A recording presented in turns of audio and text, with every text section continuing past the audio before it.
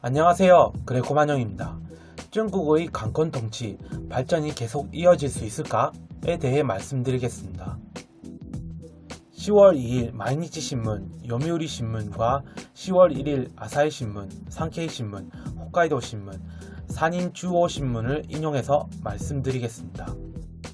국민당과의 내전에 승리한 중국 공산당의 모택동 주석이 중화인민공화국의 건국을 선언한 천안문 누상에 어제 시진핑 국가주석이 섰다. 검은 인민복을 입고 어떤 세력도 중국 인민과 중화민족의 전진의 행보를 막을 수 없다고 연설했다. 사상 최대 규모의 군사 퍼레이드가 행해져 미 본토를 사정해 두는 대륙간 탄도미사일이 등장했다. 강대해진 중국에 세계는 당황해서 경계감이 높아지고 있다. 미중 무역 전쟁과 장기화하는 홍콩 시위도 그 증거이다. 저항운동 학생 지도자 주정씨는 일반 시민들을 끌어넣는 거센 저항의 이유로 홍콩이 중국이 돼버리는 공포감을 꼽았다. 덧붙이면 홍콩의 고도의 자치를 보장하는 일국 이제도는 홍콩을 중국에 반환할 당시의 약속이고 유지하는 것이 당연하다.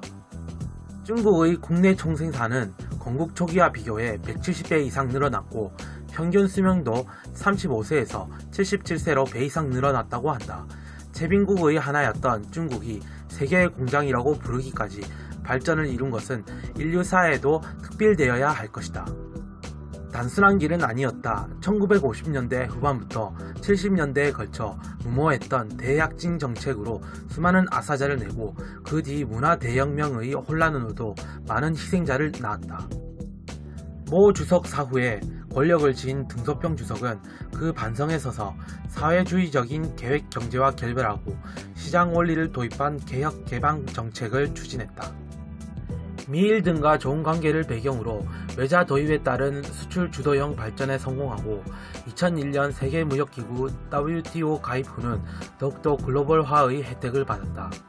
한편으로 1840년 아편전쟁 이후 서구 열강이나 일본의 국토를 침략당한 역사를 치욕이라고 생각하는 공산당 정권은 군사력 증강에 힘을 쏟았다. 남다른 자금력, 기술력으로 본토에서 멀리 떨어진 남중국해에 거대한 인공섬을 조성한 것은 중국의 위협을 표면화시켰다. 경제가 침체하고 군사력의 부담을 견디지 못하고 붕괴에 이르렀던 구소련과 달리 새로운 유형의 군사대국의 탄생이라고도 할 수 있다. 2013년 이후 시진핑 국가주석 하에서 대국을 의식한 외교 노선이 진행된 것도 각국의 경계심을 높였다.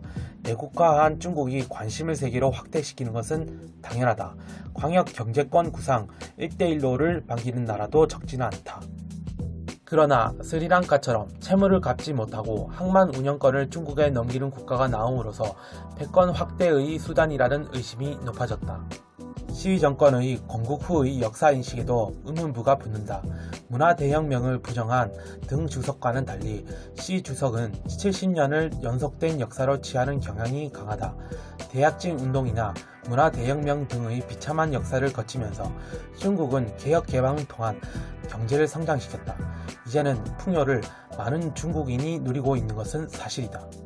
하지만 30년 전의 천안문 사태 이후 민주화가 진행되지 않았다. 사람들의 정치 참여는 제한되고 인권 침해가 끊이지 않는다. 신장과 티베트에서는 소수민족에 대한 탄압이 계속된다.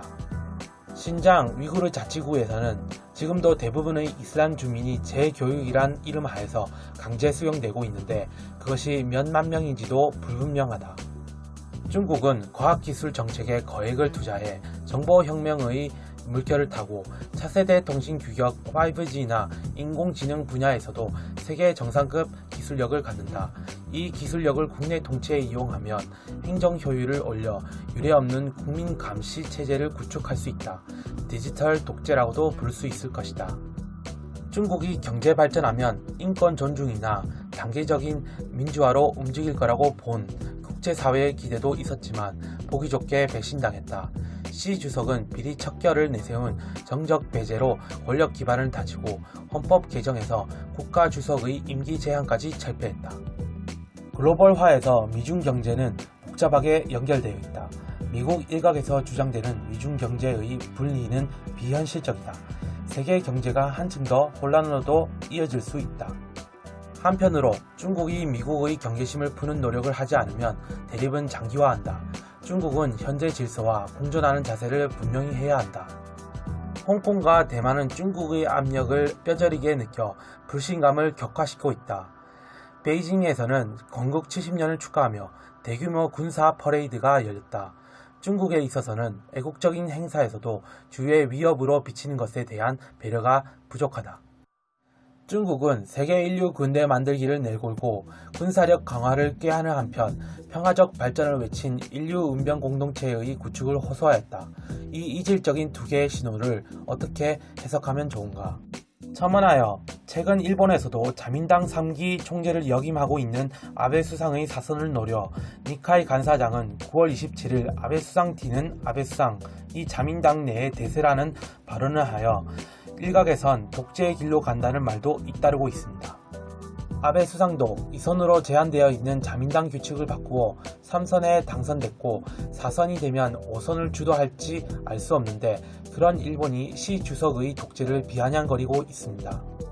이상 그레코만용이었습니다. 구독과 좋아요 부탁드립니다.